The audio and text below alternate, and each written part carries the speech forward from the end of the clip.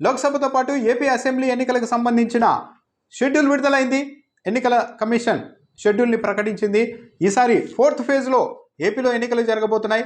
2019లో మొదటి ఫేజ్లోని ఏప్రిల్ 11ని ఏపీలో ఎన్నికలు జరిగాయి. మే 23న అప్పట్లో రిజల్ట్ వచ్చాయి దేశవ్యాప్తంగా పోలింగ్ ముగిసిన తర్వాత. అయితే ఈసారి మాత్రం ఏపీలో 4వ దశలో ఎన్నికలు జరగబోతున్నాయి. చూస్తే నోటిఫికేషన్ ఏపీ ఎన్నికలకు సంబంధించి ఏపీలో అసెంబ్లీ లోక్సభ ఎన్నికలు ఒకేసారి జరుగుతాయి.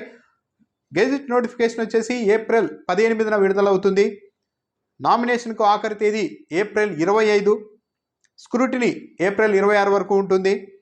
నామినేషన్ల విత్డ్రా ఏప్రిల్ 29 వరకు గడువు ఉంటుంది. పోలింగ్ మే 13న ఏపీలో జరుగుతుంది. అంటే దాదాపు ఒక నెల ఆలస్యంగా గత ఎన్నికలతో పోలిస్తే 11వ తేదీ జరిగింది ఏప్రిల్ 11న. ఈసారి మే 13న ఏపీలో అసెంబ్లీ లోక్సభకు సంబంధించిన ఎన్నికలు జరుగుతాయి. తెలంగాణకు సంబంధించి పార్లమెంట్ ఎన్నికలు కూడా ఇదే రోజు ఏప్రిల్ 13న జరుగుతాయి.